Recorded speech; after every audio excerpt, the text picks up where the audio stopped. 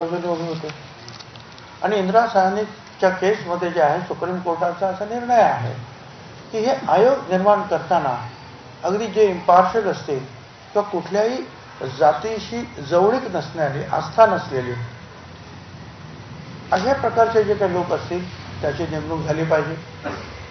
शुक्रे साहेब तर तिकडे ते उपोषण सोडायला गेले.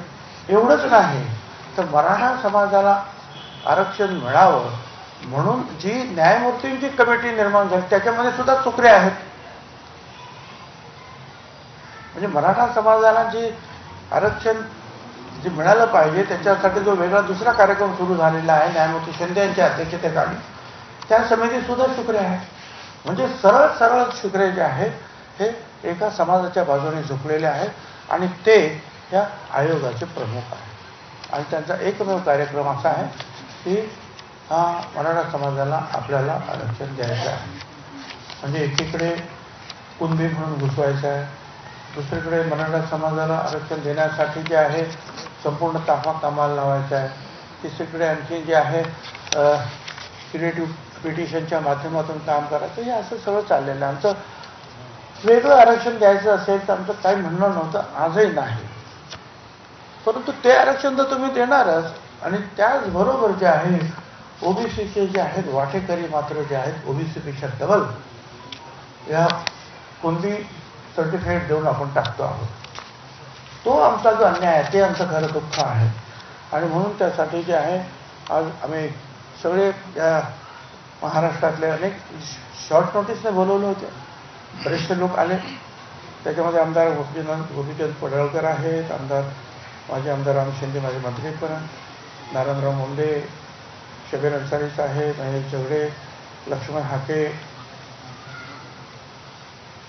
कल्याण दळे, सत्संग मुंडे, दौलतराव शितोळे असे अनेक जे आहेत प्रमुख मंडळी, राजाराम साळवी, राजाराम पाटील, बी डी चव्हाण, डॉक्टर स्नेहा सोनकाटे, सनी आमरे, बसवराज कौळखेडकर, अरुण खरमाटे, राजाभाऊ नागरे, सुनील मेटे हे वेगवेगळे समाजाचे सगळे नेते आहेत. आणि नंतर सुभाष राऊत, दिलीप खैरे, दिवाकर गमे, कर्डक, वालबुते, शंकरराव लिंगे, डॉक्टर नागेश गवळी, प्रितेश गवळी, तुकाराम मिडगर, पांडुरंग शिंदे आणि इथे आणखी काही नावं राहिली पण असतील. प्रकाश शेंडगे जे आहेत ते एका मिटिंगमध्ये आहेत. जानकर साहेब जे आहेत ते बेळगावमध्ये आहेत, त्यांचे सुद्धा निरोप आले, ते उद्या येऊन भेटणार. तर ही सगळी मंडळी जी आहेत आम्ही इथे आज भेटलो. बरीचशी चर्चा झाली आणि एक प्रकारचं दुःख संताप निर्माण व्यक्त करण्यात आला. वेगवेगळ्या आमच्या त्या अनेक जवळजवळ 70-75 तरी इथे वेगवेगळ्या समाजाचे, सगळे वेगवेगळ्या समाजात, लहान लहान समाजाचे सुद्धा सगळे नेते आहेत. त्यांनी इथे व्यक्त केला. काही आम्ही ठरावसुद्धा इथे मंजूर केले. ठराव क्रमांक 1 आहे, महाराष्ट्र शासनाने मराठा आरक्षणासंदर्भात सगळे सोयरे या शब्दाची व्याख्या बदलून मराठा समाजाला कुणबी प्रमाणपत्र देण्यासाठी महाराष्ट्र शासन राजपत्र असाधारण भाग 4ब दिनांक 26 जानेवारी 2024 नुसार मसुदा काढला आहे. यामुळे ओबीसी समाजाचे भीतीचे वातावरण निर्माण झाले असून आपला हा निर्णय मूळ ओबीसीवर अन्याय करणारा आहे. त्यामुळे 26 जानेवारी 2024चा हा राजपत्राचा मसुदा रद्द करण्यात यावा असा ठराव या ठिकाणी संमत करण्यात आला. ठराव क्रमांक 2 संमत करण्यात आला. महाराष्ट्र सरकार नियुक्त न्यायमूर्ती संदीप शिंदे समिती ही असंविधानिक असून मागास वर्ग आयोग नसताना मराठा कुणबी मराठा जात नोंदीचा शोध घेऊन कोणत्याही मागास वर्ग आयोगाने राज्य किंवा राष्ट्रीय आयोग मराठा समाजाला मागास ठरविलेले नसताना या समितीच्या शिफारशीवरून प्रशासनाकडून मराठा कुणबी प्रमाणपत्राचे वितरण केले जात आहे. सदर मराठा कुणबी मराठा प्रमाणपत्राचे वितरणाला स्थगिती देण्यात यावी असा ठराव करण्यात येत आहे.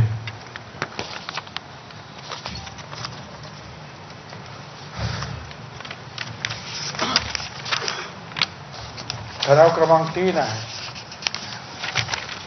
भारतीय संविधानातील आर्टिकल 338 ब प्रमाणे उपरोक्त निकालाच्या आधारे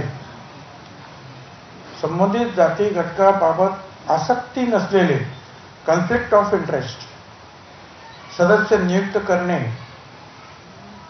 अपेक्षित असताना न्यायमूर्ती सुनील सुकरे, ओमप्रकाश जाधव, प्राध्यापक अंबादास मोहिते या मराठा आरक्षण या विषयाबाबत आसक्ती असलेल्या व्यक्तींचा मागासवर्ग आयोगावर बेकायदेशीर पद्धतीने नियुक्त्या केल्या. त्याचबरोबर मागासवर्ग आयोगाचे सदस्य आणि अध्यक्ष हे इंदिरा सहानी खटल्यातील निकालाप्रमाणे संबंधित जातीशी आसक्ती असलेले नसावे असे अपेक्षित असताना मागासवर्ग आयोगाचे नवनियुक्त अध्यक्ष सुनील सुकरे हे मराठा समाजाचे सक्रिय ॲक्टिव्हिस्ट कार्यकर्ते आहेत. त्यामुळे राज्य मागासवर्ग आयोग व न्यायमूर्ती शिंदे समिती रद्द करण्यात यावी असा ठराव करण्यात येत आहे. हे आम्ही 3 ठराव इथे मंजूर केले, ते आम्ही शासनाला पाठवू.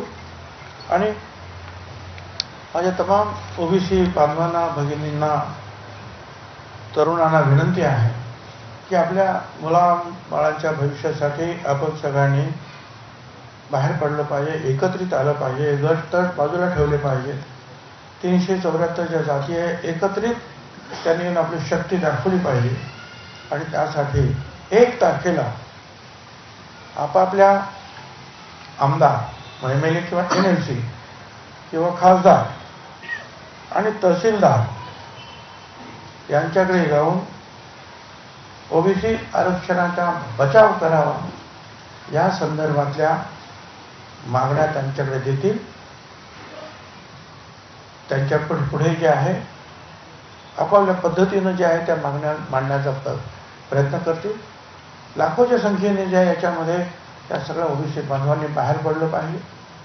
आणि हा कार्यक्रम सगळ्या आमदार खासदारांना कळलं पाहिजे की ओबीसी भटक्या विमुक्त हे सुद्धा या राज्याचे नागरिक आणि मतदार आहेत.